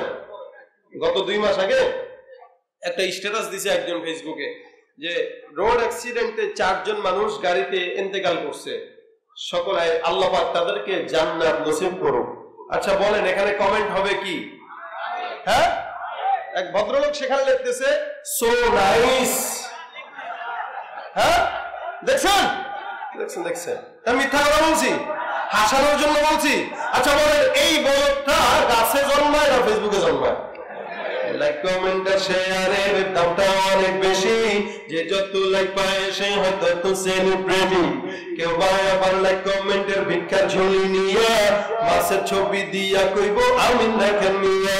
জোকার মিয়া ফলোয়ার সুযোগ কইরা দিছে, লিস্টে না ঝুলা থাইকা চুপচাপ থাকবা বসে।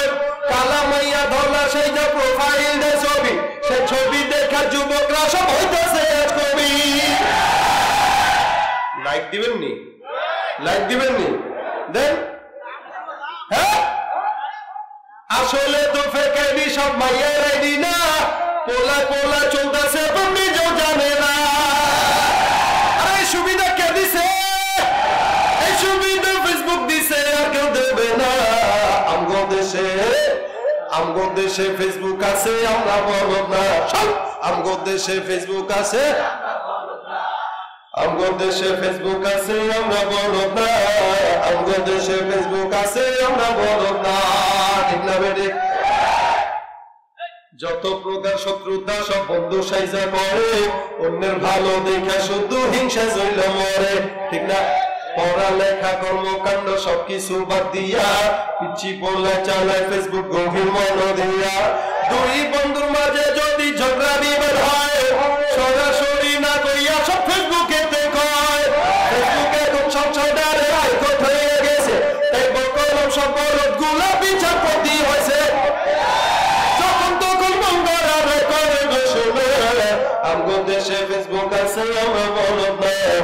আমগো দেশে ফেসবুক আছে আমরা বলদ না, আমগো দেশে ফেসবুক আছে আমরা বলদ না, আমগো দেশে ফেসবুক আছে আমরা বলদ না। কালের কণ্ঠ, যুগান্তর, ইনকিলাব, প্রথম আলো, আগের মতো পত্রিকা সব চলে না আর ভালো। কিনেন আপনারা? ফেসবুকেই তো সব আসে, সত্য হোক মিথ্যা হোক, আসে না আসে না? কালের কণ্ঠ, যুগান্তর, ইনকিলাব, প্রথম আলো, আগের মতো পত্রিকা সব চলে না আর ভালো। ফেসবুকে সত্য মিথ্যা সকল খবর আসে, উদয় কেন টাকা দিয়া পেপার কিনবো মিশে। খবর এখন তৈরি হয় না, আমরাই তৈরি করি, মনের মতো কইরা তারপর খবর প্রচার করি। সত্য হোক বা মিথ্যা হোক তা আমার দেখা না, আমি একজন সাংবাদিক, এটাই সান্ত্বনা। যদিও আমার লেখা থাকে হাজার ভুল, তবু আমি চলছি, চলবো, নড়বো না চুল। ফেসবুক সেলিব্রিটি আমি কাউরে ডরে না, আমগো দেশে ফেসবুক আছে আমরা বলদ না, আমগো দেশে ফেসবুক আছে আমরা বলদ না, আমগো দেশে ফেসবুক আছে আমরা বলদ না। ফেসবুক থাকলে আমগো তো আর কিছুই লাগে না। রাগ করছেন কেন না? এই ফেসবুকটাকে সব মনে করা যাবে না। ফেসবুকের আমল বাদ দিয়া রাত্রেবেলা ঘুমানোর সময় আয়াতুল কুরসির আমল করবো ইনশাআল্লাহ। একজন মানুষ যদি এখানে আজকে এই আমল করতে পারে, ইনশাআল্লাহ আজকে এত বড় আয়োজন, এতগুলা মানুষ আসা বসা, কষ্ট করে কথা বলা, এগুলো সব সার্থক হবে। আজকে থেকে নিয়ত করবো প্রত্যেক দিন রাত্রেবেলা ঘুমের আগে আয়াতুল কুরসির আমল আমি আপনি সকলে করব ইনশাআল্লাহ। আল্লাহ পাক আমাদের সকলকে আমল। ছাত্ররা, আমাদের ছাত্র ভাইরা গামছা নিয়ে ঢুকে যাবে, আমরা যে যতটুকু পারি ভিতরে, যে যতটুকু পারি আমরা দেব, কেউ না উঠি। আমাদের প্রধান বক্তা আজকে আলোচক চলে আসতেছেন ইনশাআল্লাহ। আমরা অল্প সময় যে যতটুকু পারি মাদ্রাসার জন্য দান করি। ছাত্র ভাইরা ভিতরে ঢুকে যান।